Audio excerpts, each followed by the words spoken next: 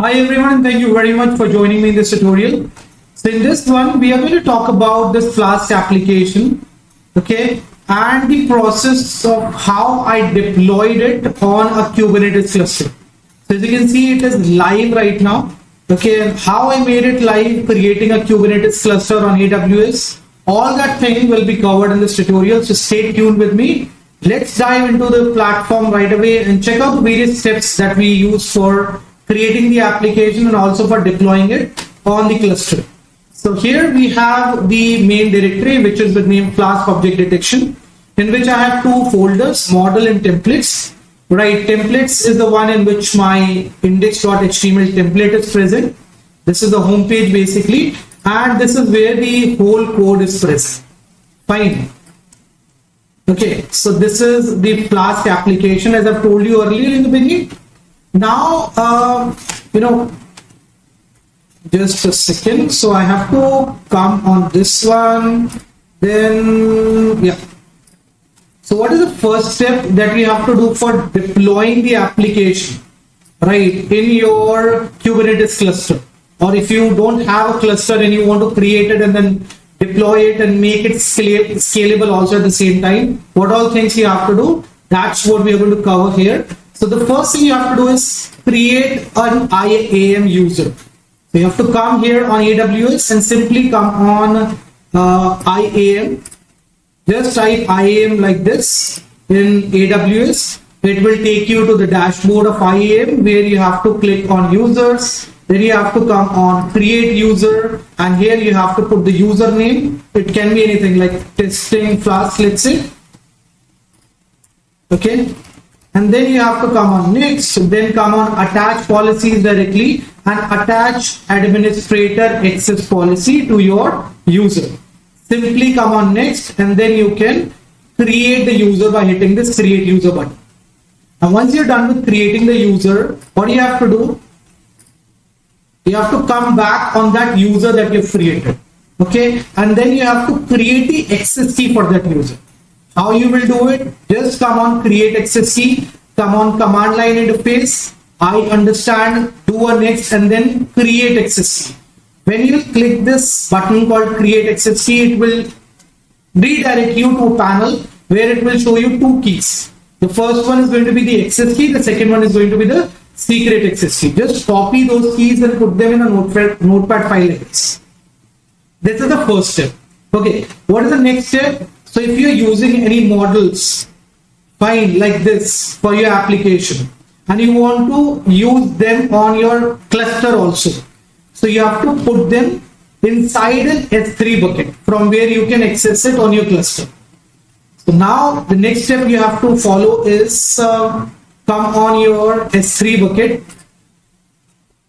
Simply come on your console, type S3, come on S3 console, and here you can simply come on create bucket, put a name here for your bucket, and then do a create bucket. So it will create a bucket for you.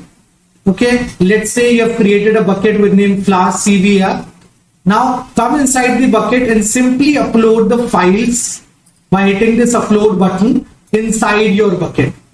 Okay, you can do add files, and then you can choose the files and simply come down and upload them, hitting this upload file button.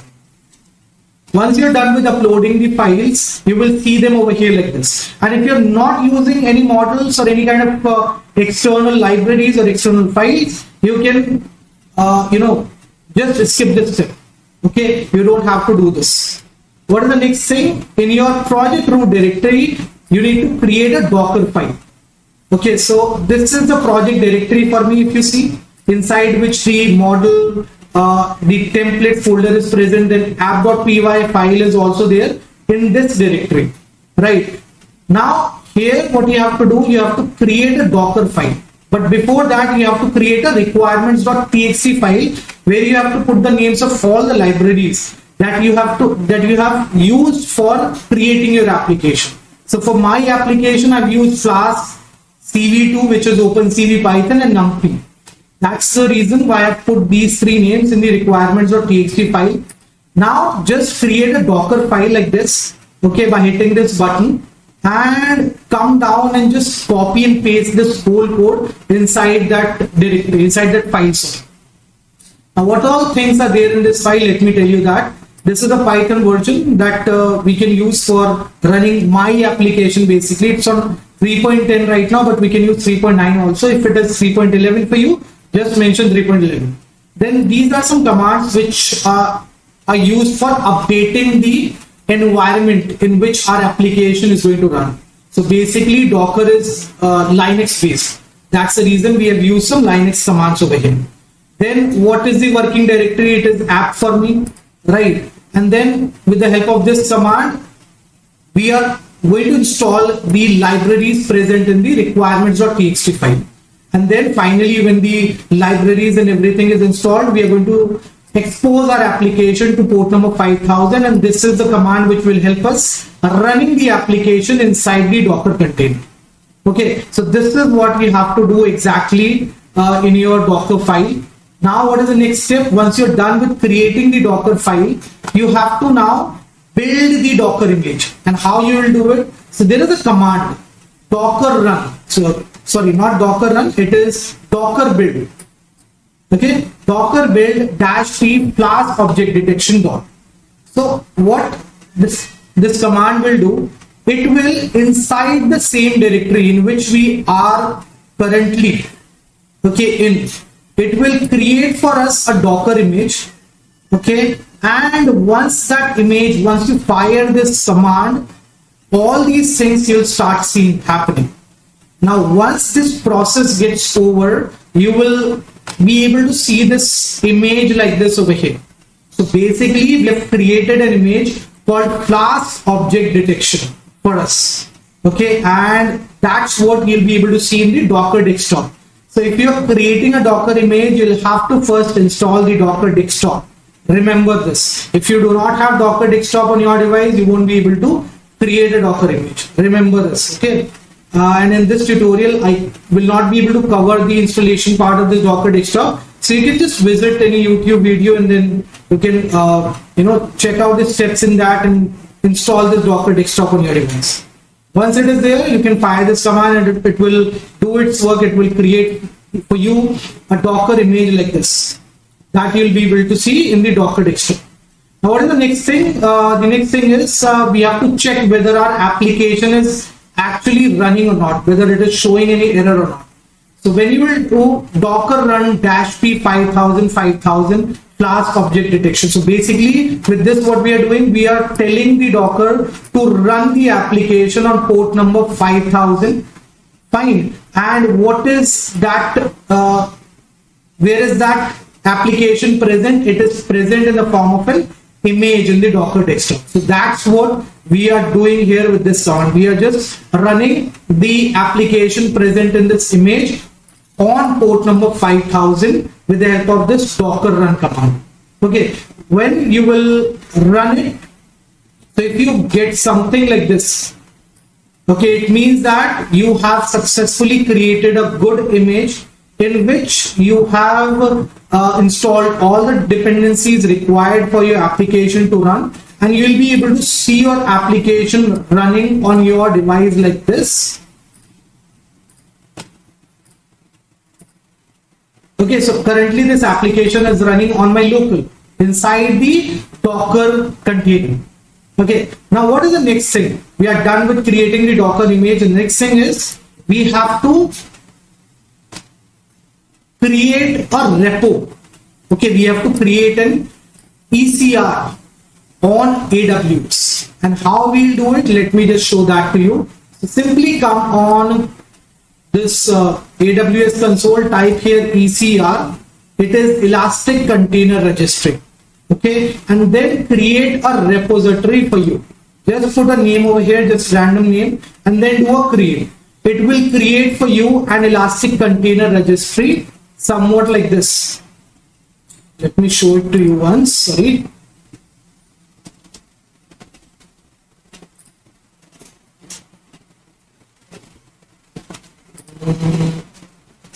Just give me 1 minute. So this is the registry which I have created for this application which is currently running live on my Kubernetes cluster. So once you're done with creating this repository, you just have to take the name of this repository. You have to just save it somewhere in a notepad. You can do it, and you have to use this URI. Okay, this URI is something that you'll have to use for connecting your VS Code things to this repository. If you're transferring something to this repository, you will require this link for the same. Okay, now how to transfer the things from here to this repository? For the same, you'll have to do AWS configure. So I'm just Control C, let me just stop it and then do AWS configure. Sorry, it should be AWS configure. And here you can see it is asking for us to enter the XSC. Now where is that XSC? You remember we created an IAM user. We just have to put that XSC like this over here. We can put the secret XSC like this over here and default region name. So for me it is, if you see, it is US East 1. Okay, you can see it in the URL of yours also. Then if it is showing US East 1, it is fine. Otherwise, if it is something else for you, you can simply enter that and you can press enter. Default output format, let it be JSON only. So that's how you can log into AWS console through your VS Code. Okay. Once you're done with doing this AWS configure and logging into your AWS console, you can simply fire this command. Now, what is this command? Let me tell you that. AWS ECR get login password region US East 1. Okay, Docker login username password. So basically what is happening, we are taking our Docker image and we have to push it to this ECR. Okay, this is the ECR which is coming from here. Okay, I've simply copied it and pasted it over here. So we have to copy it till this point. Fine, Flask app will not come here. Just copy it like this, and rest everything is going to remain the same for you guys also. Fine, so just copy this command and put it in your console. Now what will happen when you will execute this command? Let me show you that also. So initially I got some errors, so I'm just skipping that part so that you guys don't get confused. Yeah, so that's where I did a Docker configure, and after this login succeeded came. Fine. Sorry, after that I used this command for logging into AWS ECR. Okay, now once this part is done, once you're done with executing this command, you will see login succeeded thing coming like this. After that, you have to tag your image. Okay, so the image name for me is Flask object detection, right? I have tagged it as Flask app and then latest. So what is Flask app? This is basically the URL for my ECR registry. So what is the whole command here? It is Docker, then we have tag, then we have the name of the image, then latest. We have to show it as a latest image to the AWS, okay, or to the interpreter. And then the URL of our ECR, Elastic Container Registry, will come. So that's the whole URL. You have to put it over here, put it, and then and after that latest. Simply copy this and paste it in your console and tag your image. Okay, so that's okay. This is something incorrect. Let me come down. Where is the correct code? Yeah, so this is the correct one. Fine, you have to refer to this one. After you tag your image, the next thing is to push the image to the ECR. Okay, now what is the command for pushing the image to ECR? Docker push, and then your ECR URL will come latest. That's it. Just fire this command, you will see these things happening. Okay, so all the images will get pushed to the Elastic Container Registry. And once that happens, what is the next thing? Let me just come down and show it to you. So the next thing that you have to do is you have to install AWS CLI. Okay, how you will do it? Simply take this command and put it in your AWS terminal like this. Okay, so this will happen and you can simply install it. Once you are done with installing it, you have to download and install kubectl also. So this is something that we'll use for creating the cluster from VS Code directly on AWS. Okay, so that's where you can download the kubectl file from. Once you are done with downloading it, so for me it came over here in the download section. Okay, now for me it came in the download section. After that, once you're done with downloading the kubectl.exe file, you have to move this kubectl file to this location, C program files. Fine. So you have to pick it up from that location where you have downloaded it, and then you have to simply change its path to this. So now if you see, if I come here on C drive and program files, so here I can show you that kubectl thing. That's where the kubectl.exe is present. Once you are done with putting it inside this program files, you have to also define the path of it in the environment variables. So just follow these steps, come on system variables, and then you can create a new path and put this path. Okay, so this is for me, not for you guys. Okay, it may be different for you. Fine. Now once you're done with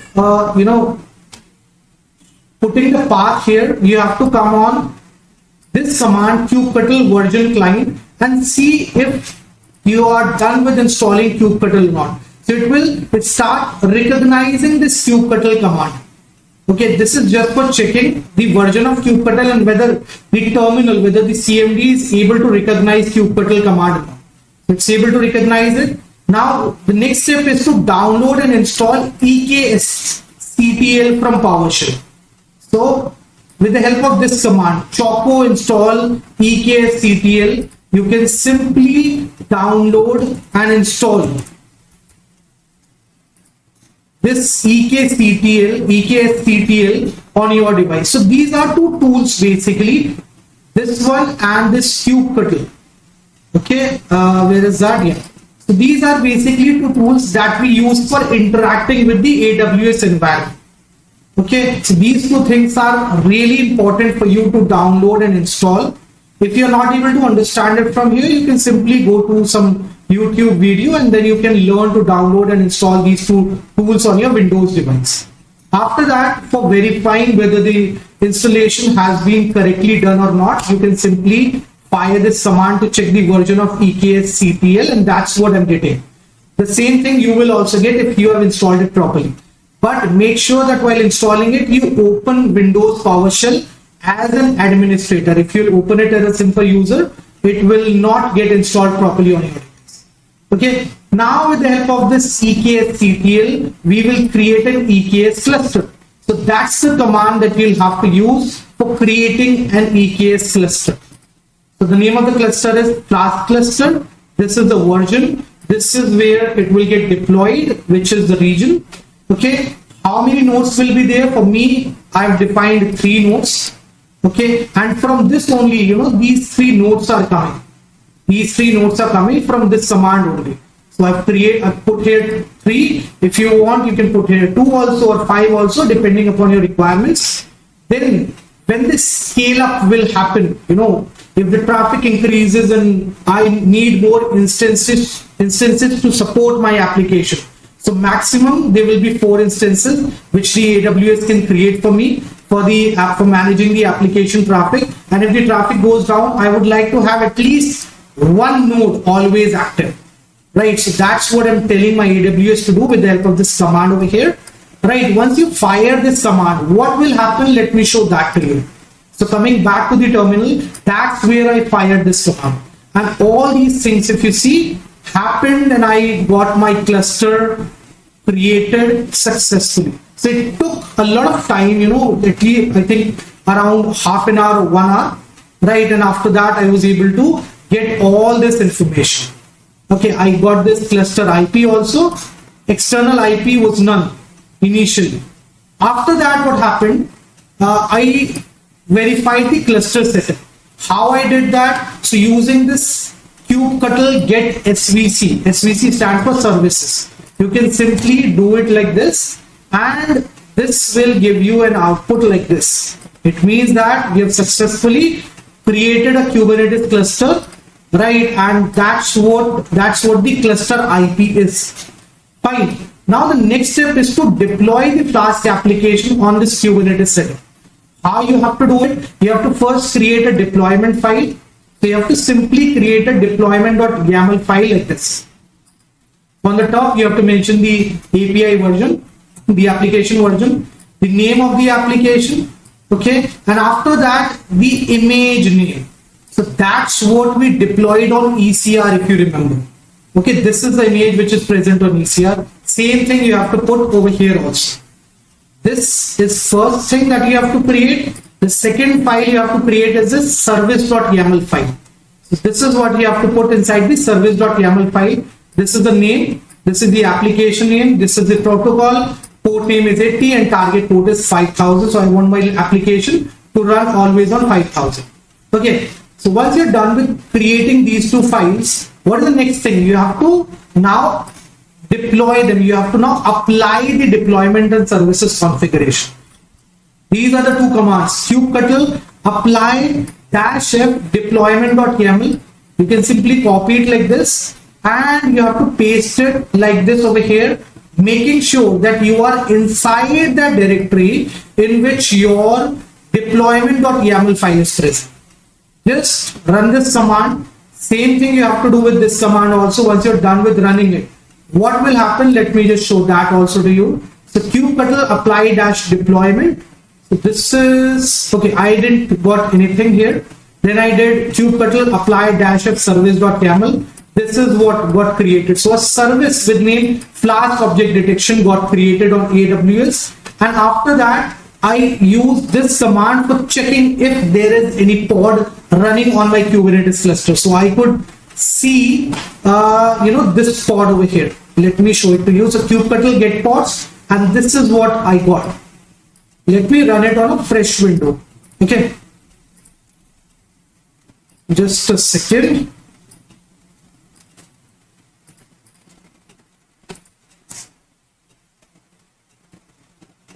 So I am getting, see, these two pods currently, and they are in ready state, and they are currently running. Okay, then we need to find out the external IP through which we can access our application outside the Kubernetes cluster. So this is a command with the help of which you can easily get it. Once you are done with firing it in your terminal, that's where you will get your cluster IP, and this is the address on which you can simply access your application running on your Kubernetes cluster outside that environment. So as you can see, it's currently live, and these are all the steps which I use for making the Flask application live on the Kubernetes cluster. Fine. This is it from my side in this lecture. I hope you guys enjoyed it. And in case you find any issues, anything which is missed from my end, or anything you were not able to understand, let me know in the comment section below. I will be happy to help you guys out. Thank you very much. Bye bye. Take care and have a great day, guys.